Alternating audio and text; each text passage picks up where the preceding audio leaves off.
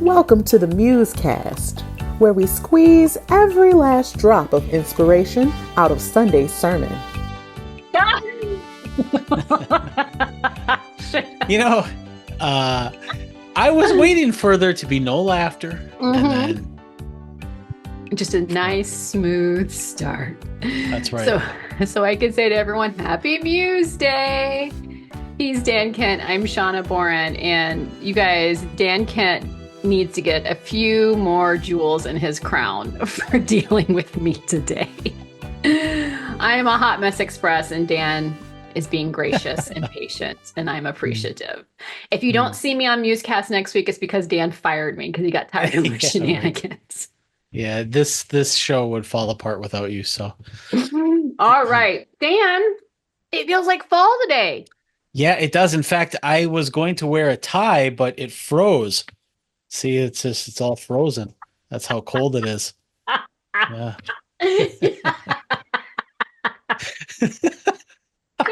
God. I know what you're thinking. Did you plan for that? Did you know that Shawna was going to mention the cold temperature? And the answer is yes, I did plan for it. I've had it here as a contingency joke for several weeks. Well, good thing it was today, because tomorrow I think it's supposed to be warm again. So that's right. Yeah. It's all over the place. So the spirit is in your favor today, making it chilly enough so I could say that, so you could do that. Oh my goodness. All right. Hey, it's feeling like fall. We're back in Revelation. Woohoo. At this rate, we're going to be here for the next decade. However, we're in chapter 6, and Greg kicked us off, and my brain is still like, it just feels thick with information and thinking and the resources that we're reading, and holy buckets, but good stuff. And so, sinners in the hands of an angry lamb was that sermon title, based upon a famous sermon by a lovely man that Greg talked to us about. Were you familiar with that sermon before? Oh, yeah. Yeah. Oh, yeah. How could you not be?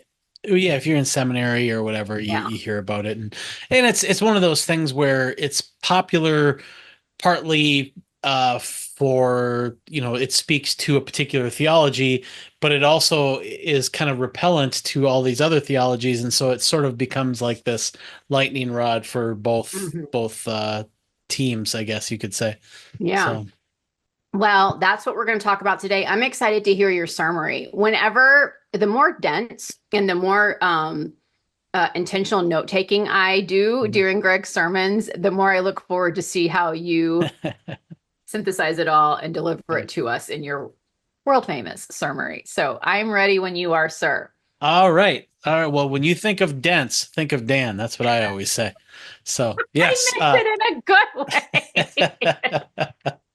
All right. So speaking of notes, so the Saturday night run through, I took notes, and then he changed it, and so I had to retake notes because he made so many changes to it. So I'm doing double duty on this sermon, and I don't get paid any different. So I just want people to empathize with me, and I don't know where my violin is, but I would play a sad song if I could. But no, it's one of those sermons where the way Greg put it on Saturday, and I don't know I can't remember if he said it yesterday or not, or on Sunday or not, but he said that he wants this sermon to be something that people can go back to as we're going forward, because it kind of lays out some important principles that will help us as we encounter these different issues going forward. And so, he starts out by sharing this sermon from Jonathan Edwards called "Sinners in the Hands of an Angry God," and he uses that to kind of highlight these two different ways of interpreting Revelation.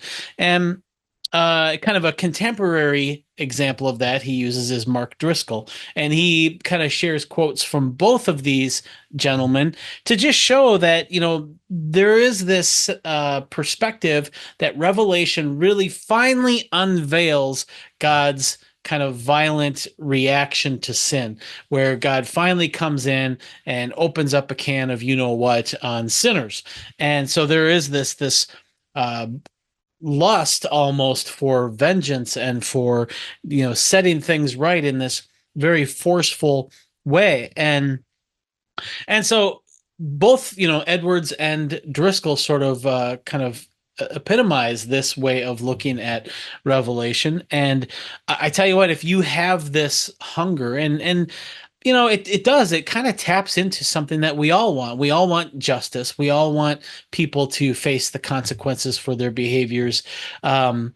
But this view that Edwards and Driscoll kind of maintain is this view that God brings these kind of violent kind of recompenses for sin. And I tell you what, if you have this view of God, that God could do the types of violent things that we think about, well, you can find confirmation of that in Revelation. I mean, people like Driscoll and Edwards, I think they're drawn to Revelation because finally we have Rambo Jesus. We have this guy who's going to kick some ass and take some names. And well, the problem with that, though, is that it's and this is Greg's argument, is that's a very sloppy interpretation or hermeneutic of Revelation. And so he thinks that there are these 4 important questions that we have to ask the text. And you know what? I was going to read this text just to get it in everybody's mind here as I do the sermon, and I forgot to pull up the verse. So just give me a second to do that. And we're in Revelation 6 now. Man, we're moving. We're cruising through, Dan. So you may have to flip a few pages. That's right. Yes. So it says this, John here in this vision, he watched as the Lamb opened the first of the 7 seals.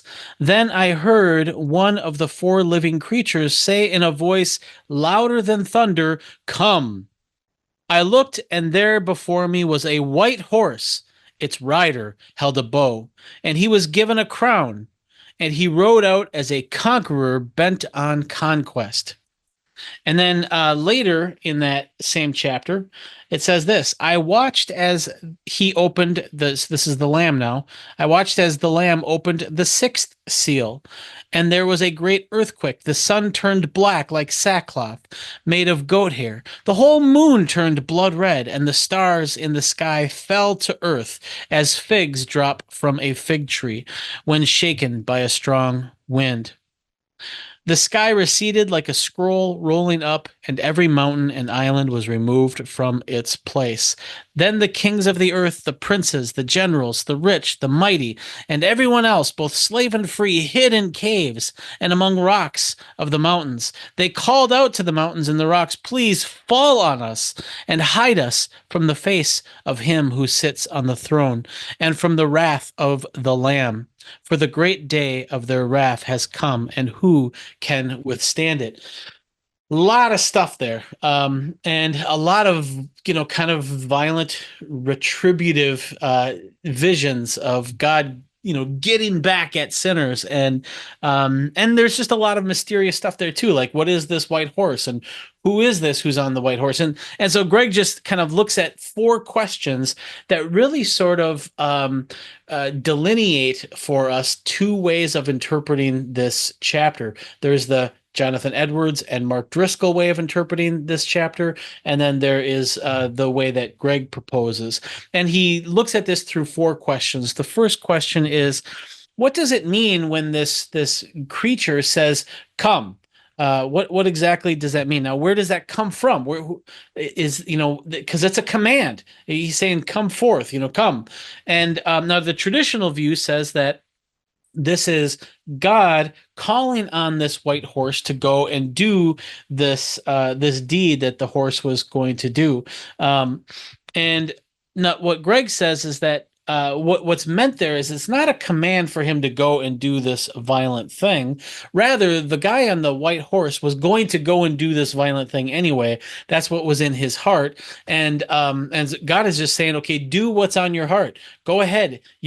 I know you want to do this, and so now's the time. Go ahead and I'm not resisting you. Do what is on your heart. And so he kind of compares this to when Jesus tells Judas, whatever it is you're about to do, go and do it now. And Judas, of course, had Satan in him, and he was going to betray Jesus. And Jesus knows this, and he says, do it. Do what you are bent on doing. And so that's what Greg says that is going on there. It's not God it's not God wanting the horse to bring chaos and destruction. It's rather the horse wants to bring chaos and destruction, and God is saying, I am not in your way. I'm not stopping you from doing that. Well, then the text says, let me see if I can find it here. Oh, yeah, here it is. Okay, yeah. Okay. So the second question is, this rider on the horse is given a crown, and he has this authority. Basically, he has this authority to go and do and to conquer and to do what he's going to do. And so the question is well, who gave him that crown? The text doesn't actually say. It just says that it's very passive. He was just given this crown. And so that kind of leaves the reader in this spot to sort of project where this crown. Where do you think this crown came from? Who do you think gave him this crown? Now, if you personally are all about kicking ass for the Lord and being violent and getting your pound of flesh, you might just naturally assume that this is God giving him this crown. And the problem with that, though, and Greg highlights a few problems, but one of them is that it kind of makes God into this kind of split sort of God, where he's very different from the God who is self-sacrificial in the Gospels. This is a God who is looking to kick ass, and he's not about turning the other cheek, and he's not about loving. He's about getting some blood. And so you have like this kind of split kind of view of God if you assume that it's God who gives this rider this authority. Greg says that there's no reason to think that. In fact, there's more reason to think that it was Satan who gives this rider authority. And you see this even in Revelation, where later on it's the dragon or Satan who gives the beast authority. And we find this in Luke, where when Satan is tempting Jesus, he says, I will give you authority over all of the nations because it's mine to give. And Jesus never questions him on this. He just refuses to take this offer. And so we know that Satan has all of this authority, and he can give authority to whoever he wants. And so that seems to make more sense of this, that it's since this rider of this horse is bent on conquering and destroying and oppressing, well, that's not the type of thing that God would give someone authority to do. This is something that Satan would give someone authority to do. Now, of course, Satan can only do that by the authority that he was originally given.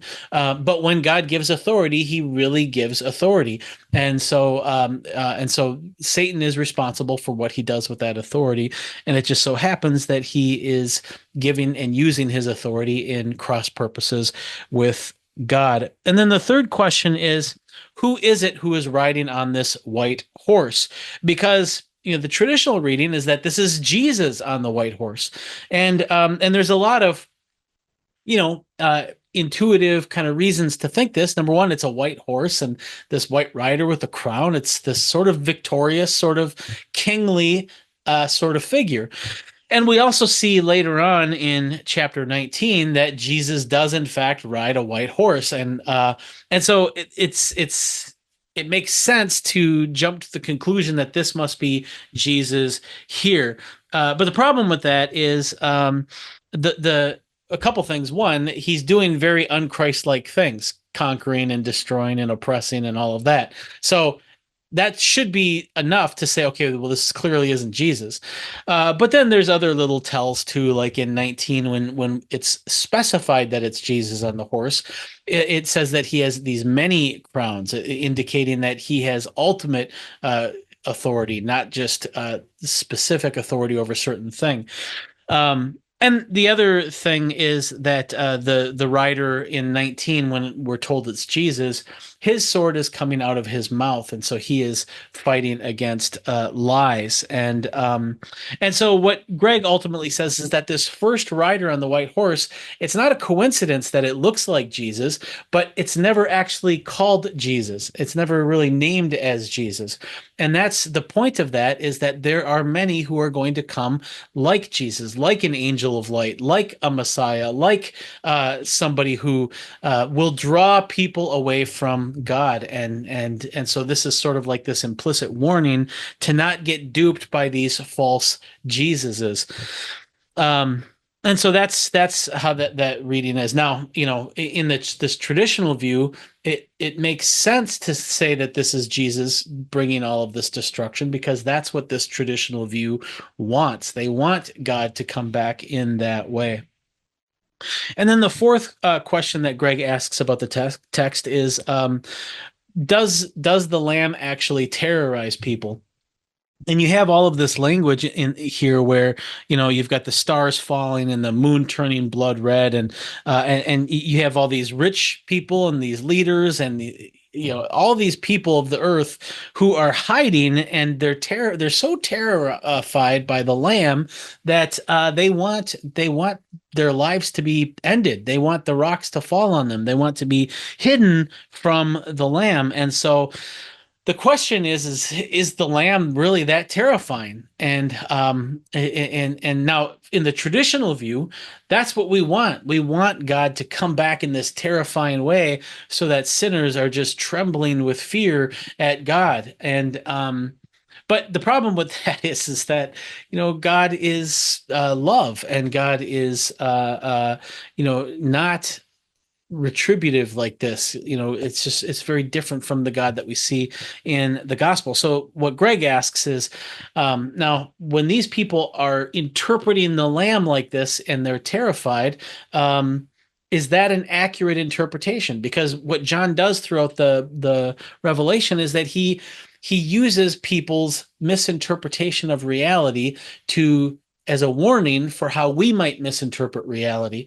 And the fact that, and Greg doesn't say this is my own thing, but the fact that they're all terrified of Jesus, and the first thing Jesus says in the book of Revelation is, do not be afraid, should be a signal that, hey, these people are misinterpreting the Lamb here, because they're terrified of them. They're not terrified of the beast and the dragon, but they're terrified of a little bitty lamb.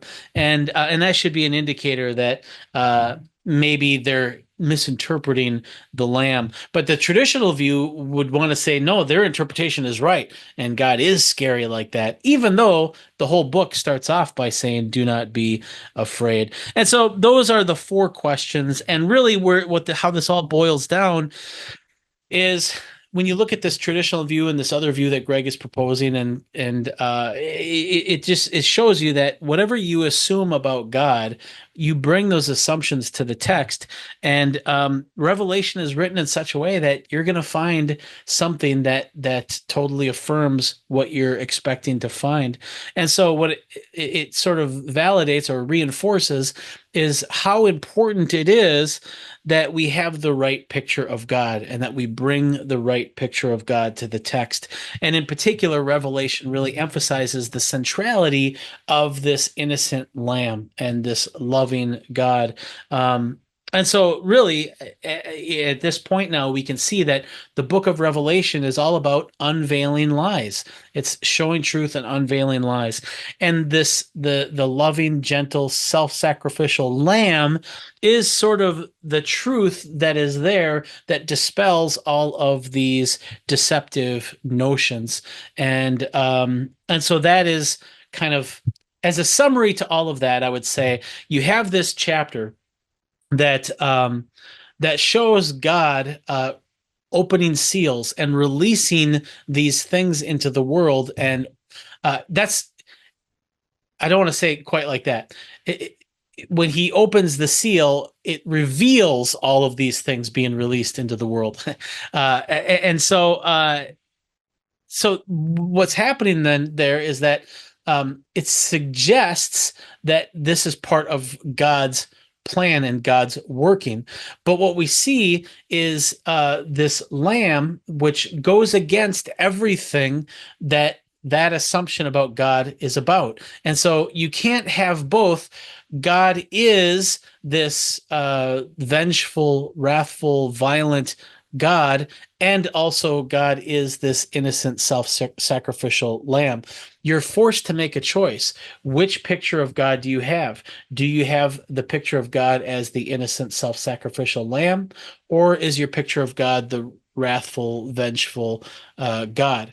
And I think, and what Greg is arguing, is that what the whole point of the book of Revelation is, especially up to this point, is that this wrathful, vengeful God is a misinterpretation of God. And the reality of God is this gentle, soft, self-sacrificial lamb. And so that is my summary of a very complicated sermon. And I skipped a bunch of stuff, but I also kind of included more than I normally do. So hopefully that makes sense. And it's definitely the type of message that I'll have to come back to, and others will probably have to come back to as well. So that was a tough one. Holy cow! Wow. And I felt pretty prepared too. So man. Well, you were very prepared, but it was tough. There was a lot. He was laying a lot of groundwork for what's to come. And whenever you're kind of doing that, it gets a little more in the weeds, but I think it's necessary.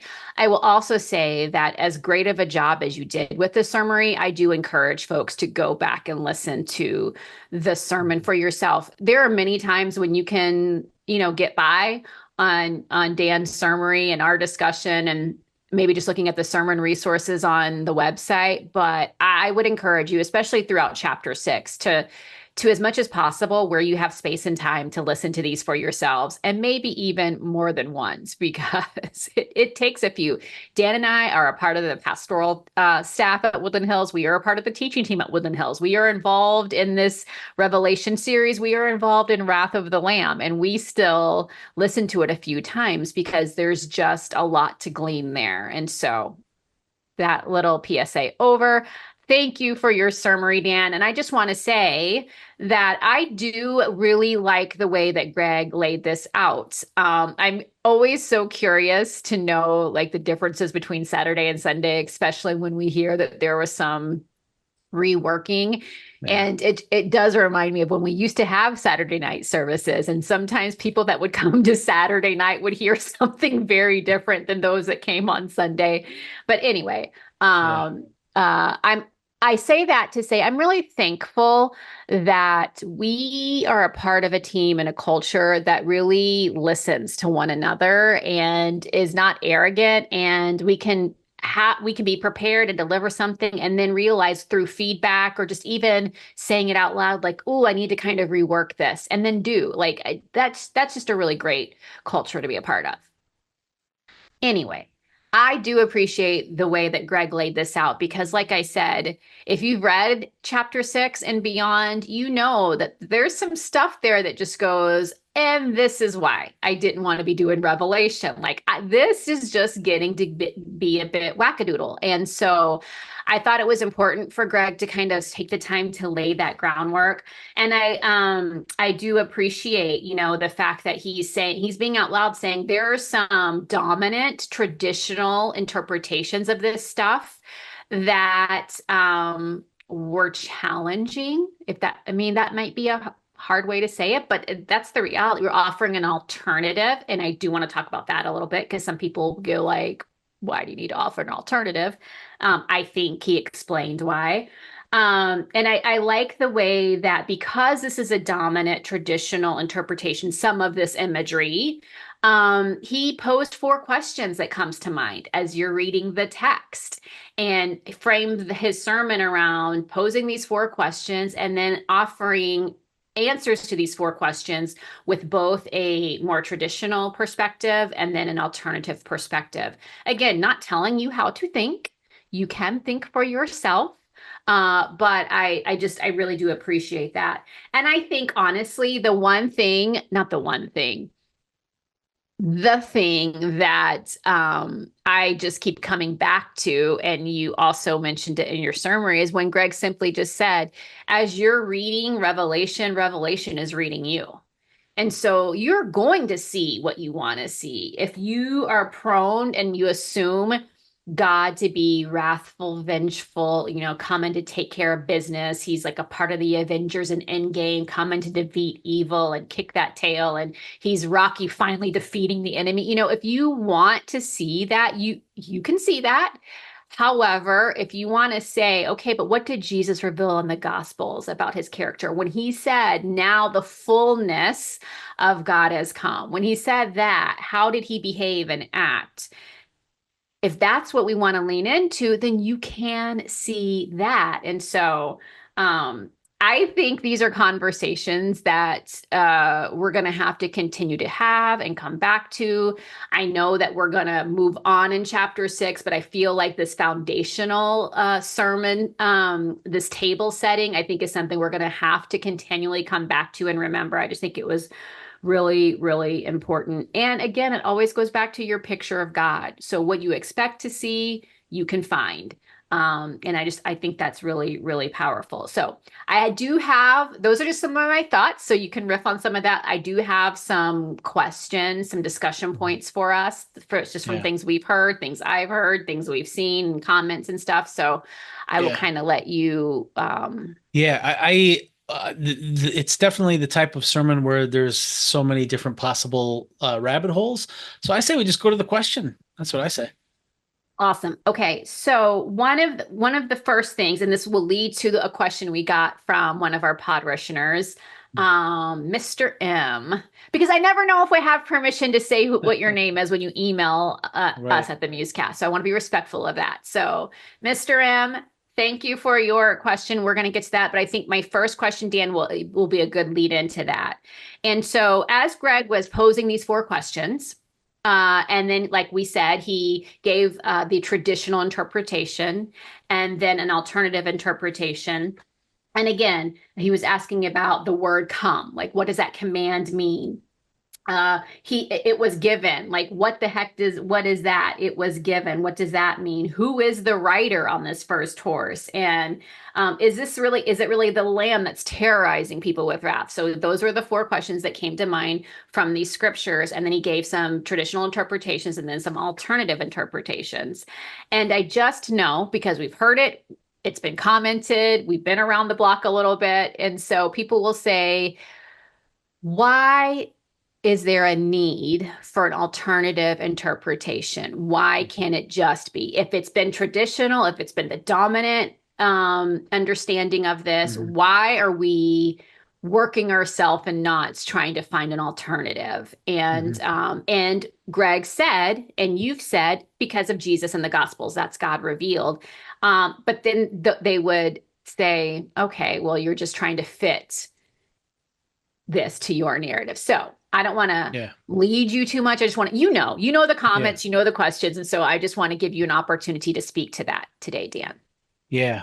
Well, I think what I would say is, as far as I know, from my research, this kind of Jonathan Edwards, Mark Driscollian kind of interpretation of Revelation has been the traditional reading since Augustine. But before Augustine, I don't think it was. From my reading, it doesn't seem like that at all. Now, people can definitely question that and give me evidence to the contrary, but it didn't really seem like that at all before like the 4th century. So that's the first thing I would say. The second thing I would say is I think it matters that, like Greg said, Jesus is the same today, yesterday, and forever. And so if that's true, if Jesus is the same for all time, forever ago and forever in the future, and fully right now, he is the same as he has always been, then it doesn't make sense to say that within this tiny time span, he's completely different from himself. And so it's really important that we resolve that, because if we have two totally different views of Jesus, it's not Jesus that's mixed up, it's us. And so I think part of seeking God is to seek resolution to that inconsistency. And so I do think it's absolutely central to figure out why is it that we have these two senses of this.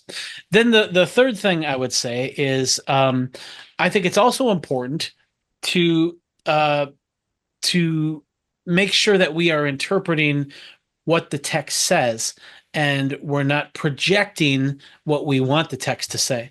And I think that part of the magic of an apocalyptic work is that it is written in such a way to hook you into interpreting it in a certain way based on human tendencies. And that's sort of kind of the, it's kind of like in magic, where you have like you get the viewer's attention here so that you can do something over here where they're not looking, and then voila, and then it makes something amazing appear.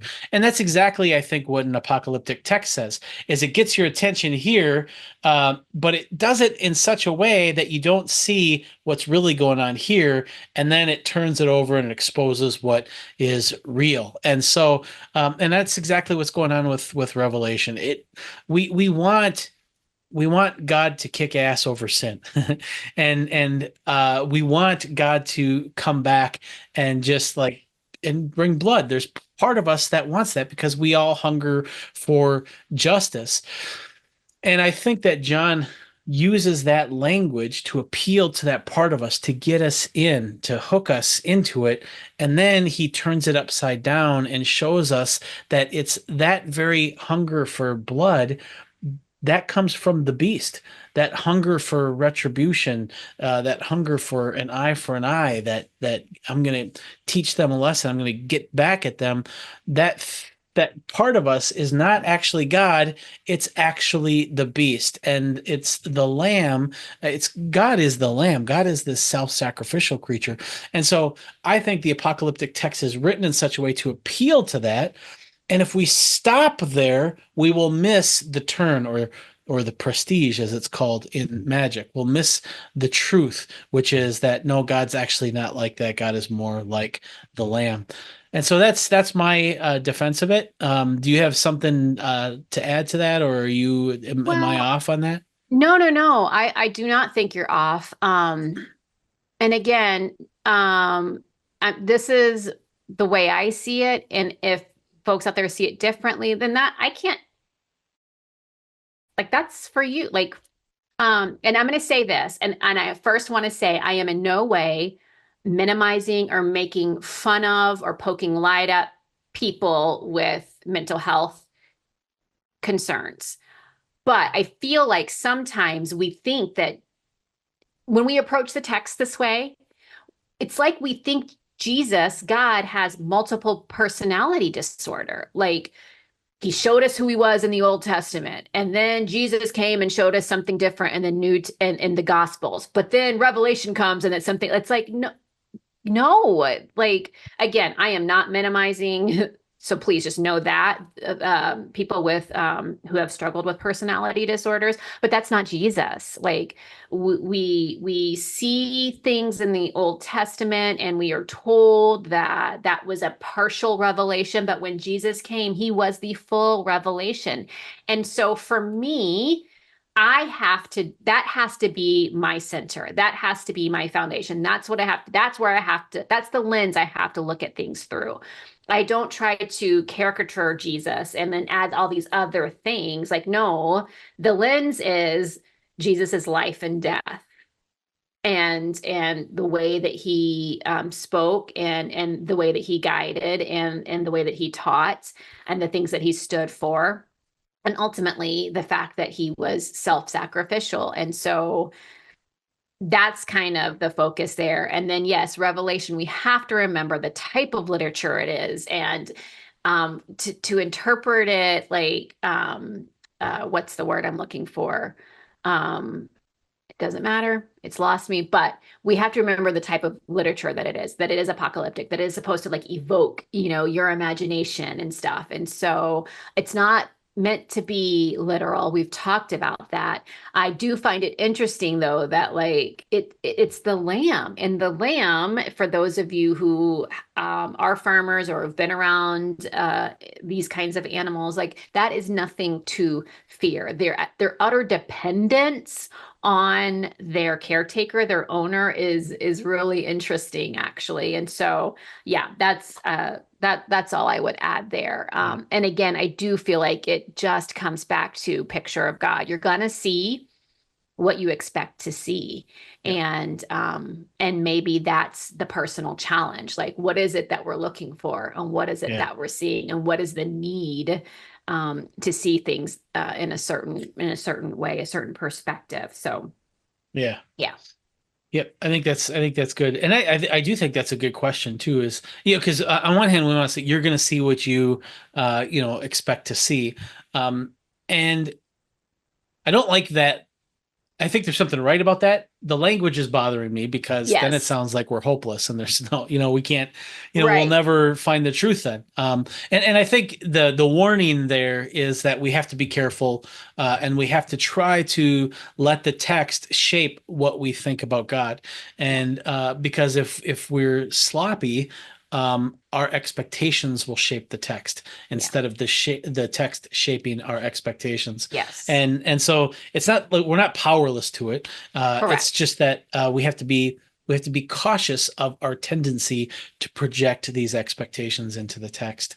Absolutely. I think that's a better way to say it. And that's why I think there are so many times when you come across something in scripture that you kind of have to wrestle with. I think it's good to ask the question, am I seeing what I expect to see, or is there something more going on? Is there something that the Spirit is trying to challenge me and open my eyes to? So we're not helpless. And there are so many times when I've had one way of thinking and scripture has revealed something different and new to me, and it was freeing. And so, yes, please do not hear fatalist. And when I say that, there is absolutely opportunity for the scripture to come alive and to change our perspective, to change our hearts, to change our minds. But if you're just sloppy, like Dan said, and you just approach it like, well, I know what this is, then yeah, that's what you're going to see if you never allow yourself to be challenged to something different. Okay, so this leads to a question we got from Mr. M, and I'm just going to paraphrase it, or should I read it, Dan? What do you think? I could go either way on it. So okay.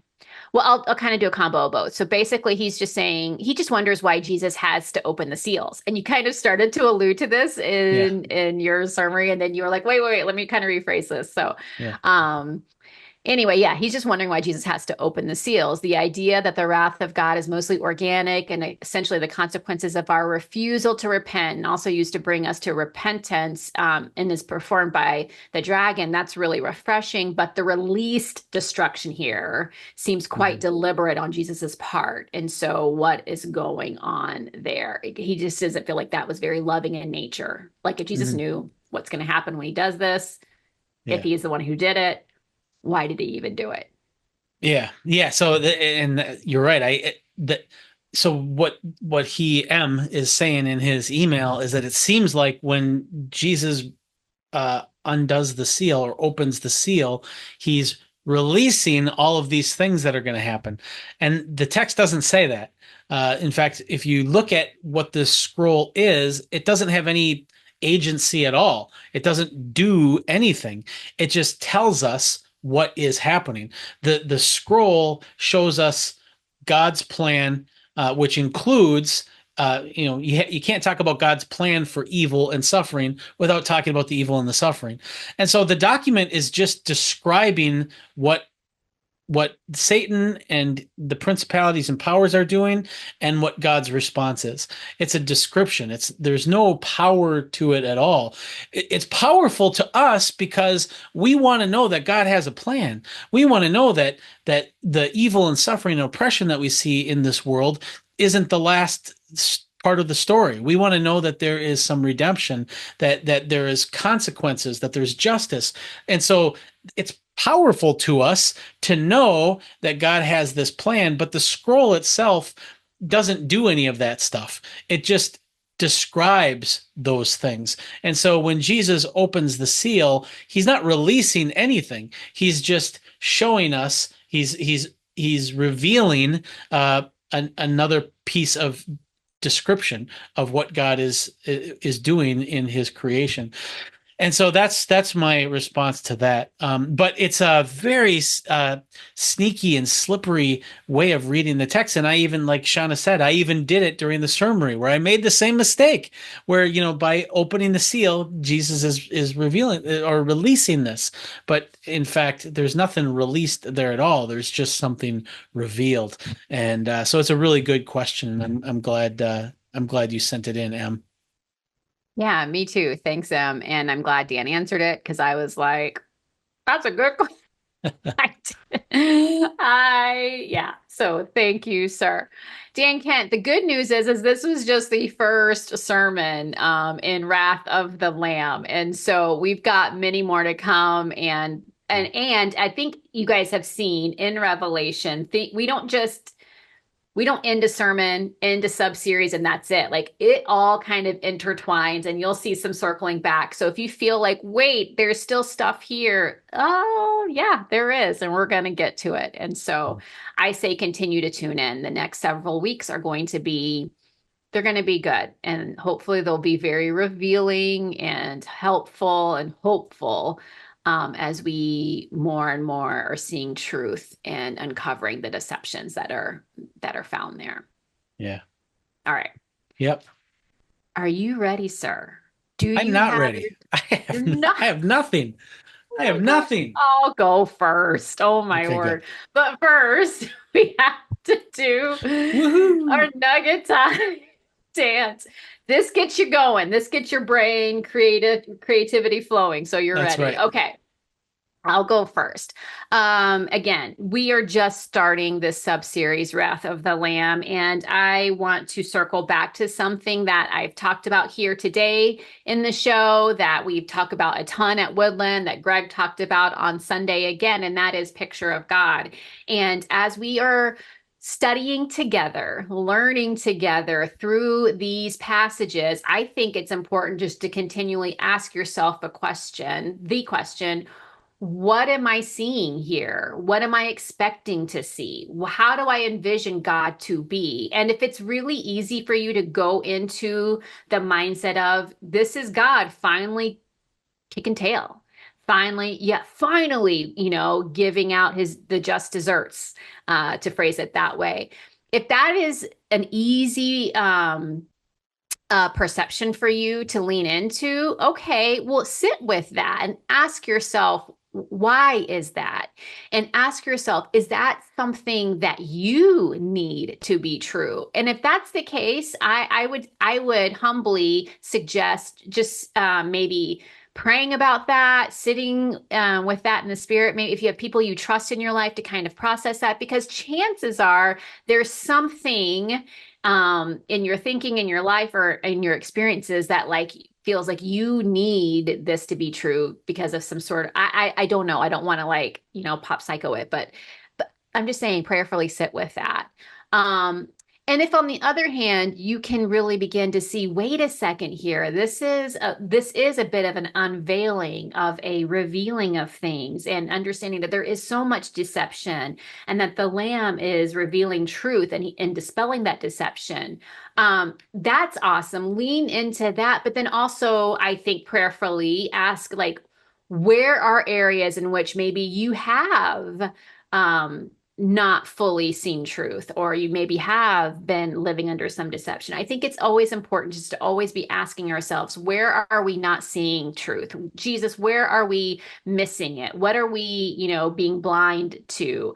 And I think in his loving kindness, he reveals those things to us. Sometimes it'll just come to you. Sometimes it's people in your life that say, hey, they'll bring something up. But I just think to have, a heart posture of curiosity and of questioning, and really allowing revelation to come to you in fresh ways, I think is a really good thing. And I think it would be really helpful. So that's my nugget as we start this part of the unveiling, this sub-series of chapter 6. So Yeah.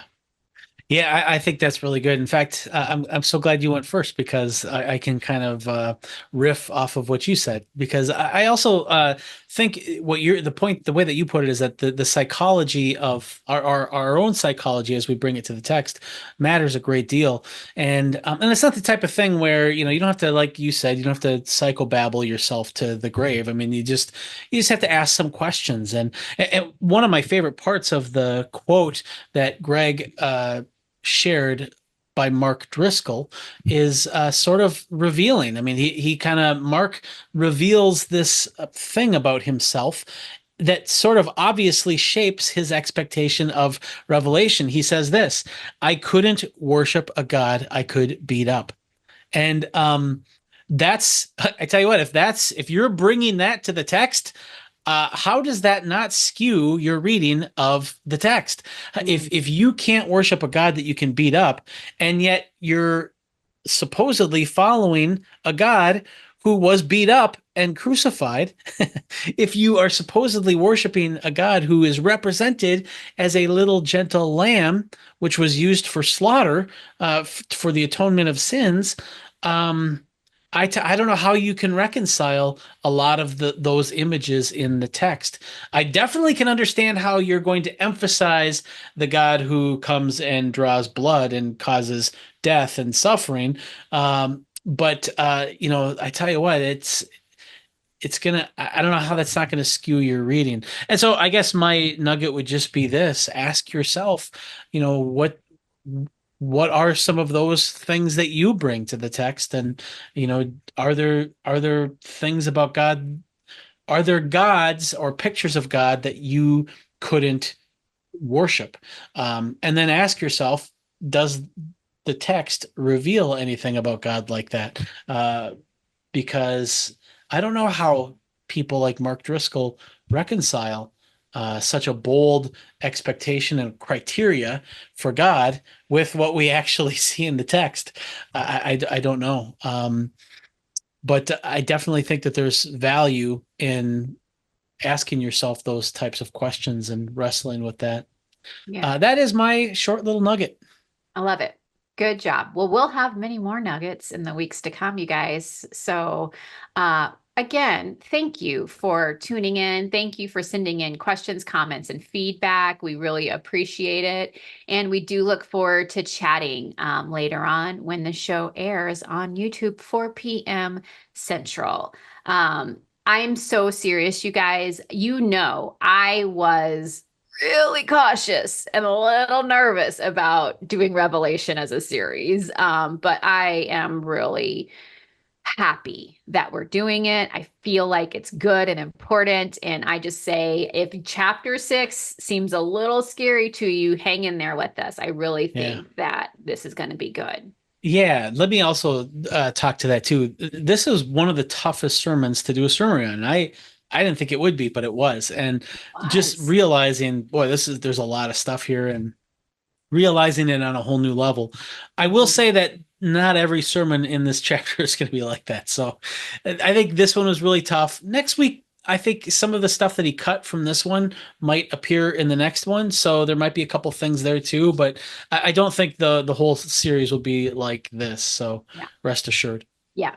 You'll get you'll get to come up for air some. That's right. Yeah. That first one, there's just so much groundwork you have to lay. And so, yeah. All right. Well, okay, there it goes. Ta-da! I mean, Dan's never told me to shut up before. Well, I know, but I bumped to the button and then it just forget about it. Zoom said you're done recording stuff. Yeah. It was an accident. Hey, thanks for being here. We appreciate you guys. Come back next week as we continue the conversation. Have a great week. Dan's going to show you where to find us. Yep. Right, can't forget that. Yep. All right. Take care, All right, guys. see ya.